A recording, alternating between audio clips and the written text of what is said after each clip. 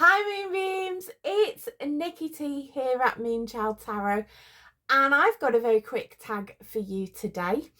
This is the Snog, Marry or Avoid tag, originally created by Simon at Hermit's Cave. I saw this video through Lady Cara Tarot. So I will link all of their channels down below. I believe Peekaboo Rose has done this as well, and I saw this and this tag made me chuckle. It made me chuckle so much. So without further ado, let's get down to business. Hey there. So this tag really caught my eye and it got me giggling because this is the Snog, Marry, Avoid tarot tag, and there's a little bit extra as well. Simon at Hermit's Cave added a little few extra prompts. I will link them down below in the description if you want to take a go at this yourself. So without further ado, I am going to go onto the deck, and this tag really got me thinking because there's so many like ways in which you could interpret this and everything. So I'm gonna try and go from a more tarot deck point of view with it. First one was, which deck would I snog? So this is my snog deck. So this is a deck where it might not be around forever, but it's a good ride. It's a good time. And I picked, you might not necessarily want to commit fully. So I picked my Tarot of Vampires. Now this is a recent addition for me. In one of my videos, I will link it down below, I talked about how I managed to get a copy of a Spanish deck. This is a unicorn deck of mine. I would definitely, for the 90s kind of goth vibes, I would definitely, yeah, this is reminding me of my Bram Stoker's Dracula, Interview with the Vampire days. You know, I remember going to see the film at the cinema, being not of the age that I should have done, but a really nice friend's parents took us both in, and we went to see it.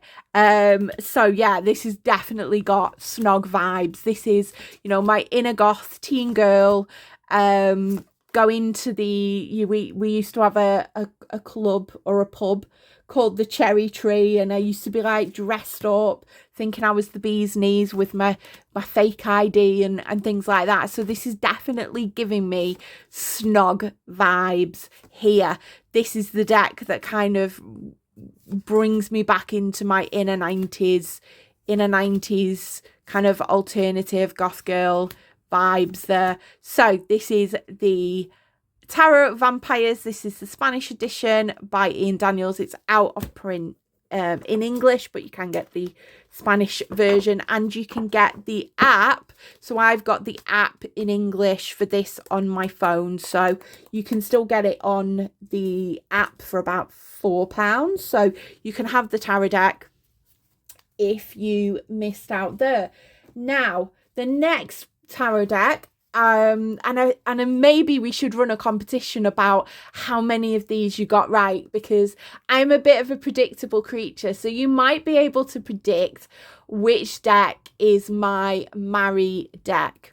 So when you think marry, you think something that you've got to live with, kind of, well, not got to live with forever, but, you know, it's a long-term thing. It's a long-term, so you're thinking of a tarot deck where you want that long-term commitment. And I have picked my Tarot of the Abyss because I would, you know, if I didn't have all my tarot decks, I would just quite happily read with this one, because this is such a good all-rounder deck. It gives you everything. It might not be, you know, the jaunty roll in the hay that the Tarot of Vampires is, but it delivers. It's black and white, which is my preferred style of deck. I I really do struggle with colour. I think it overwhelms me sometimes. So I like this kind of stripped back, no colour, kind of, the symbolism is amazing.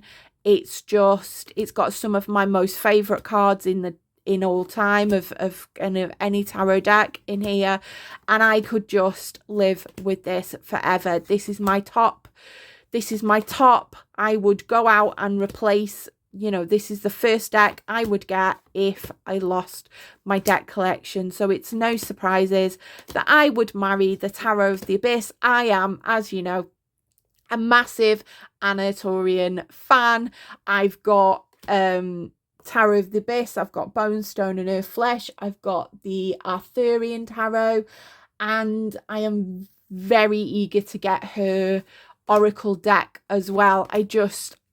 With Anatolian's artwork, I would just buy anything. Yeah, I would buy a paper napkin with her artwork on, because I just think it's beautiful. And yeah, so this is, you've probably seen it many times before on my channel. This is I mean, look at that death card. This is the Tarot of the Abyss. So this is the deck I would happily settle down with and marry till death do us part, so they say. Now, the next one is a deck I would avoid.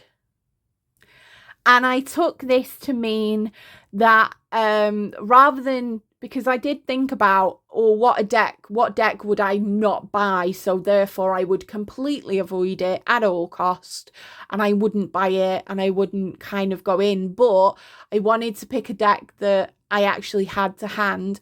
So for avoid, I've picked a deck that I have, but I've kind of been avoiding using, or I've been, you know, and this links into my idealized self video, which again, I'll link in the link below if you want to go on a Nikki, you know, binge watch of my videos. I will link it down below. This is a deck that I bought for my idealized self, and then I've discovered that maybe it was the wrong choice. So I've been avoiding using this and going into the guidebook and learning this, and that might have given some hints away. But the deck I would avoid is the Wildwood Tarot. So I bought this thinking, oh, it'll get into my kind of nature, in a kind of grounding, pagan feeling, you know, that kind of honoring what once was, and ancestors and things like that. And it's the reason I avoid it is because it's changed so many of the titles. I struggle with my memory, so remembering all of the different titles and things. This is very much a deck that you need to learn the guidebook, learn the system, put in the effort, put in the work. And to be honest with this, the artwork doesn't really fire me. It's good artwork. I do like the artwork, but it doesn't really fire me into wanting to do a deep dive. Unlike something like the Tarot of Vampires, I do want to do a deep dive, and that's my next deck to kind of do a deep dive with. That it doesn't really inspire me to do a deep dive. I don't know what it is, but I just can't with this one. I am going to be keeping hold of it. I'm not going to be parting with it for a while. I am going to give it a good go, but I have to kind of be in that headspace to be able to do it. Maybe summer, you know, comes along, I might want to move into that kind of energy, but at the moment I don't. I think because it's got a lot of animals as well, I'm not really a big fan of animal decks. Again, apart from crows. Yeah, apart from if it's got crows in, because I would just get anything for crows. Maybe elephants and sea lions as well, because they're my favourite animals. But I'm not really a nature deck person, and I'm not really an animal deck person. I see all these beautiful animal decks and everything, and it just doesn't. I do love that card. That's my favourite card in the deck, with the goat flying. Yeah, I'm avoiding it. I'm definitely avoiding. I'm definitely steering clear of this for now. And the time will come maybe when I'm not buying as many decks, when I might say I'll go and revisit it and learn the guidebook and everything. But at the moment, my brain just doesn't have the capacity to do it. So I would avoid the, so you can see my camera shining in the background, I would avoid the wild wood. In classic Nikki fashion, I have forgot that I picked an oracle for my Mary as well, because I had to just mention him. So in terms of, and this is regardless of a tarot deck, if that makes sense, this is outside of the tarot deck. I've picked my What Would Keanu Do oracle, because I have had an obsession with Keanu Reeves since I was 10.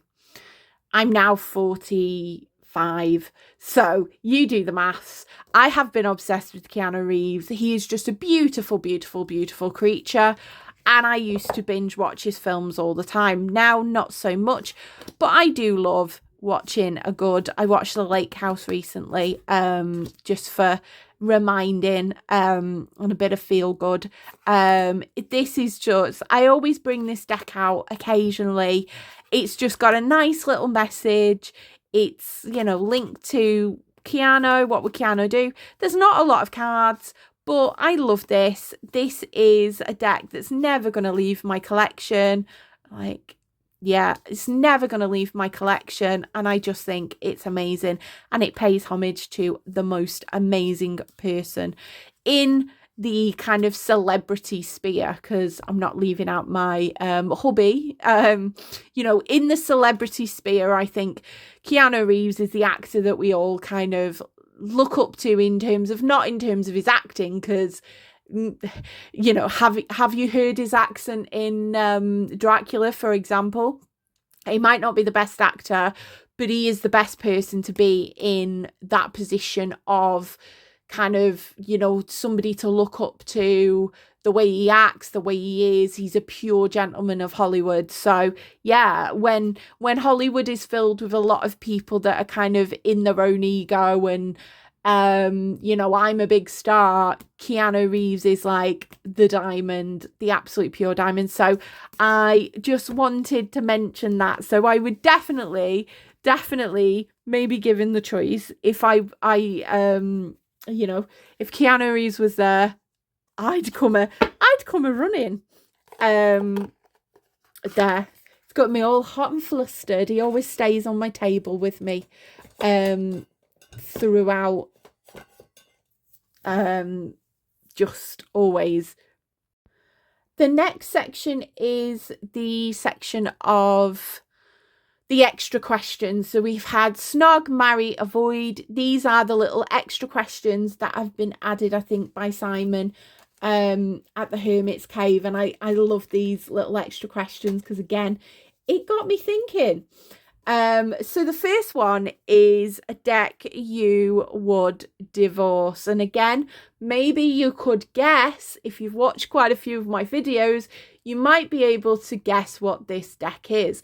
Now, when I thought about divorce, I thought about, well, it's got to be something that you loved first, because you wouldn't enter into a marriage contract without kind of,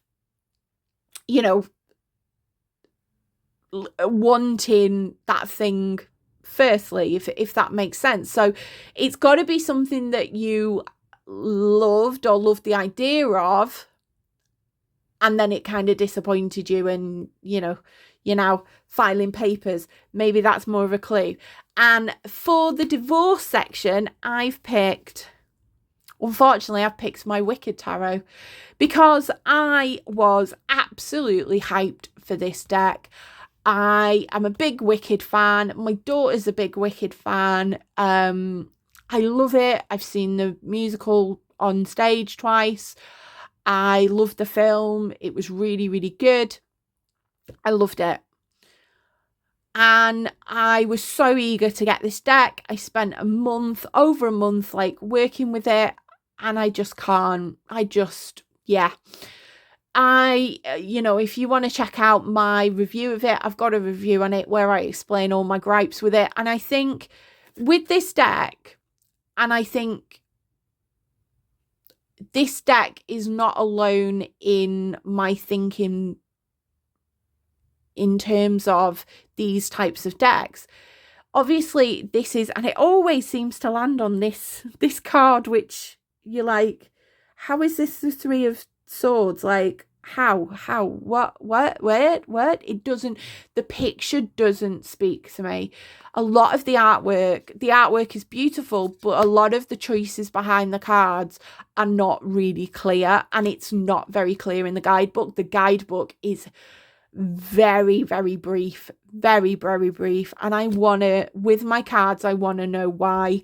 If you have created a deck based on an intellectual property, I want to know why you've made them choices. To be honest, I really want to know why. And with this, it doesn't read for me very well. I don't have a connection with it. It doesn't read very well. I wouldn't read this with other people because I don't feel comfortable using this. Whereas my Labyrinth deck, which is a pip deck, I think I'm more comfortable with using that because it's a pip deck, because they didn't have to do 78 images. And this comes into my whole thing about decks that are based on intellectual properties. I am slowly realizing that it's not done for the love of tarot. It's kind of almost done for a cash grab. And we all fall for the cash grab. I've got the Labyrinth Tarot. Labyrinth is my favourite film. I know it inside out. So every card, like, I can give an example from the film and things like this. With this, I don't know. I do know Wicked very well, but I don't know it to the extent of Labyrinth. And I can't understand the choices that have been made with this. It's kind of like when you start dating someone and then they turn out to be completely different to how you imagine them to be, or how they first started acting. The mask slips off, and I feel like with this, the mask slipped off very quickly, and I realized, I was like, oh no, I can't be doing with this deck. I can't read with it. And this is not a case with all pop culture decks, because I have the Agatha All Along tarot, and I can read with that very well. The pictures are really self-explanatory. You can really get the meaning from the cards, whereas with this, it's really, really hard sometimes to it's just flowers. Like, yes, I know it's kind of Four of Cups is hoarding and whatever, but it just doesn't do it for me. But I am very wary now of buying decks that are based on intellectual properties, because Insight Editions, they have the same person writing the guidebooks, a lot of the same artists and that, and you think, well, if you're churning out decks all on these intellectual properties, how well do you know that intellectual property? That's what's getting me, gets me questioning it from a Reels fan's point of view. I mean, I would love something like a Star Wars deck. That would be amazing. But you'd have to have somebody that really understood and really knew Star Wars inside out and knew tarot to be able to do it. And I think it just gives me a little bit of I think maybe, these type of decks, you just take them for as they are. They are a bit of a kind of, we're capitalizing on the market. My husband's got a Fallout tarot and he's got a World of Warcraft tarot. Will they ever be used? No, I won't use them because of the way that they are, like they're pip decks, and I don't know the intellectual properties. so they just sit on a shelf. And I think that's maybe what they do, is it's marketed at the fan, it's not marketed at the tarot reader.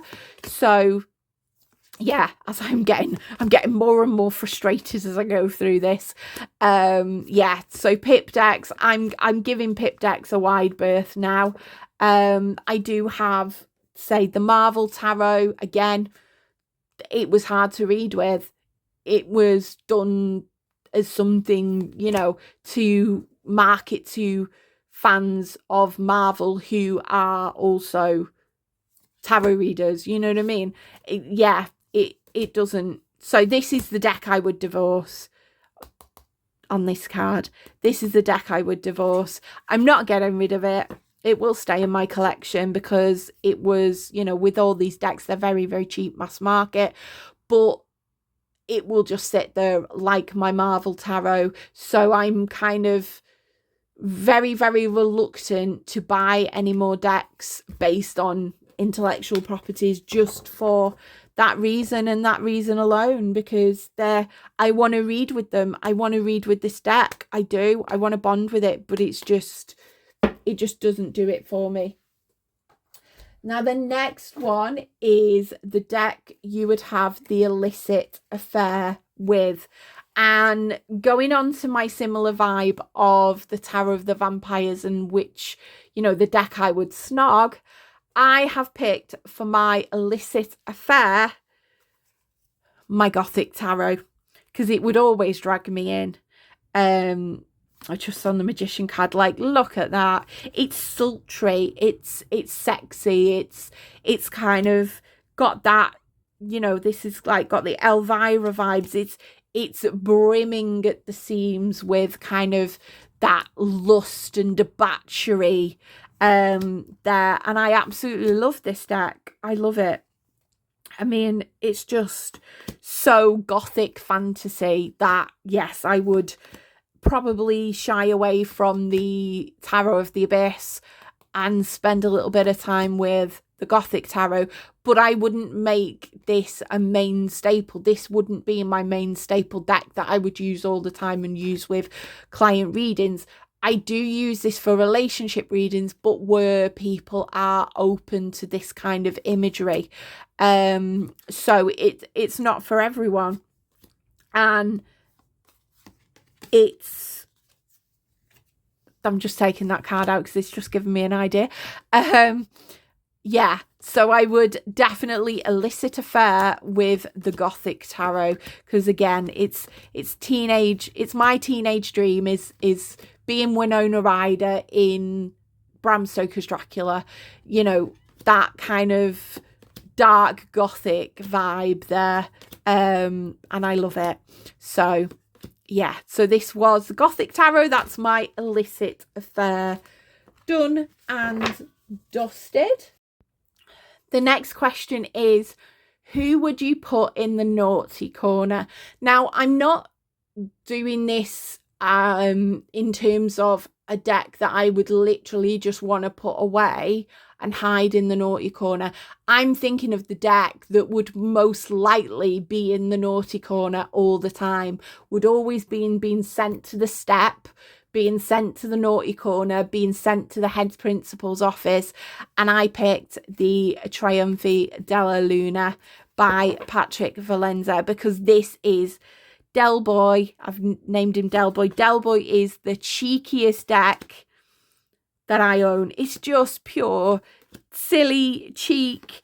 It's naughty. It kind of has that cheeky vibe to it, and I love it. I do. I love this artwork, and it's just amazing. Like, look at that devil. It's just so cheeky and so doesn't take itself so seriously, and I love that. Whereas the Deviant Moon Tarot is a bit more towards the serious side, like shadowy things. This is like, it kind of gives me Monty Python vibes, this deck, because it's very, very silly and cheeky, but it's got an edge of truth in it. Like, I love Monty Python. I love Monty Python humor because there was a political edge to it. There was, it was silly, and it was, really, I was talking yesterday, I was doing release Roger, release Roderick, but there is an ounce of truth within what they're trying to say. So yeah, I think this is very, very much my Monty Python's Flying Circus deck. This would be forever in the naughty corner, being told that it won't amount to anything because it's being naughty all the time, but it would probably end up being very, very successful because of the way it is, how dynamic and how kind of bright it is. Like, look at that. Like, yeah, it's just, I love it. So this is the naughty deck.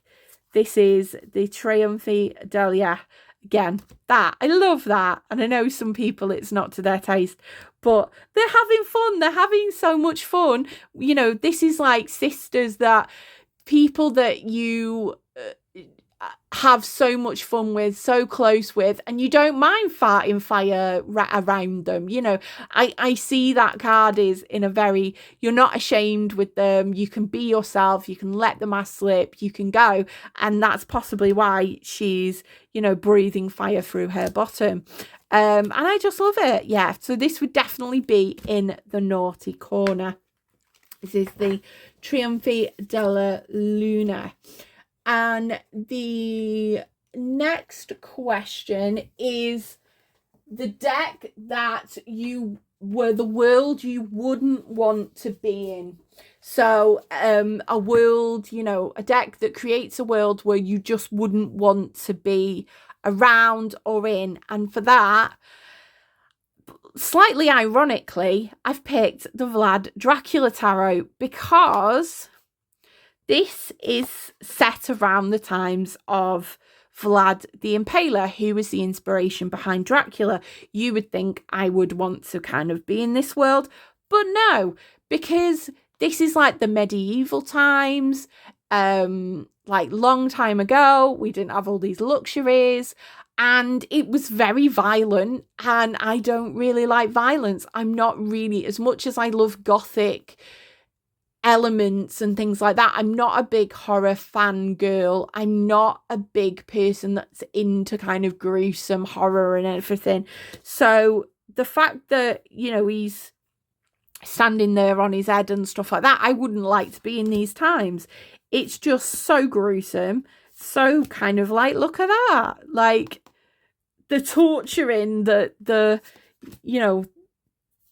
being put on the wheel.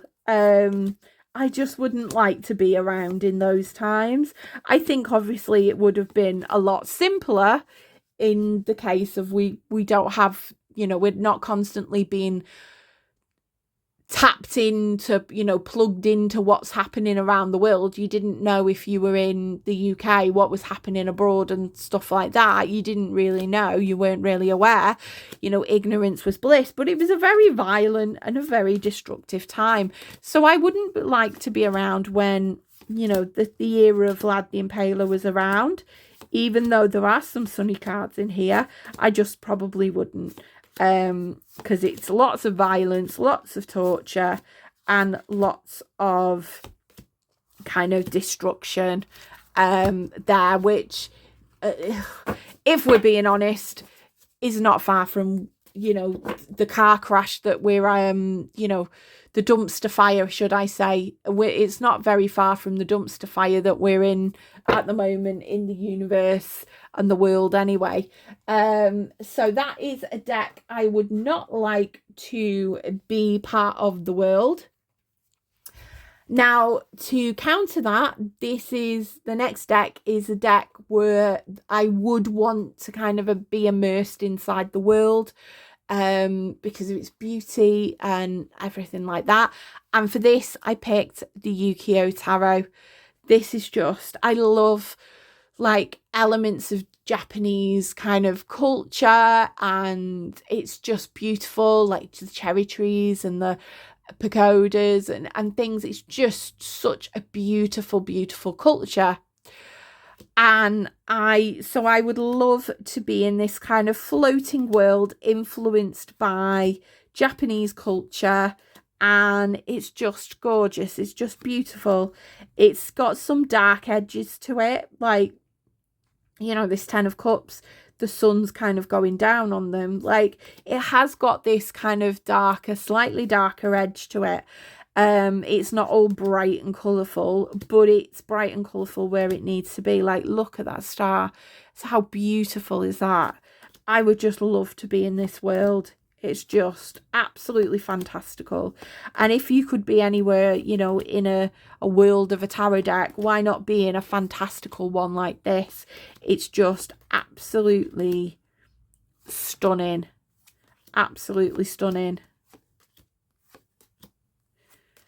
It's just gorgeous beyond belief. So I would stay here.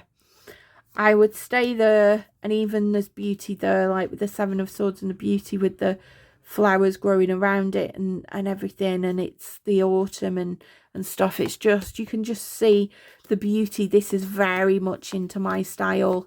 If they did like a gothic version of this, I would be like, or a more gothic version of this, I would absolutely snap it up very, very quickly. Like, look at that devil. Yeah, so this is the Ukiyo Tarot. So this is a world I would like to stay in. It's all beautiful and pretty.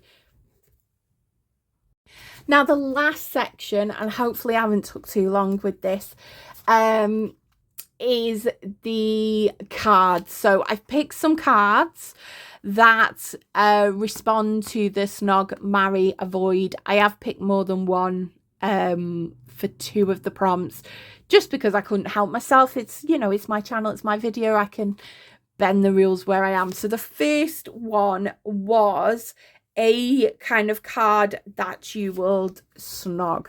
So I've picked the Devil from the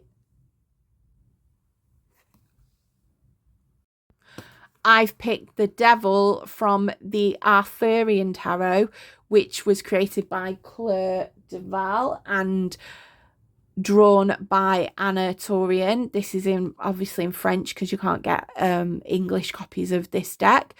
And oh my lord, this devil, he is absolutely stunningly superb. Like, just look at that. You know, you'd roll around in the hay, you know, with a devil like that. And this is going to set a bit of a theme on. So yeah, you like him a bit. I like him a bit risky. I like him a bit passionate and feisty, and there's nothing quite as feisty as the devil. Obviously that links in with Capricorn. I'm a Capricorn, so yeah, maybe we'd be too stubborn for each other, but you can but try. Now the next one is the cards that I would marry.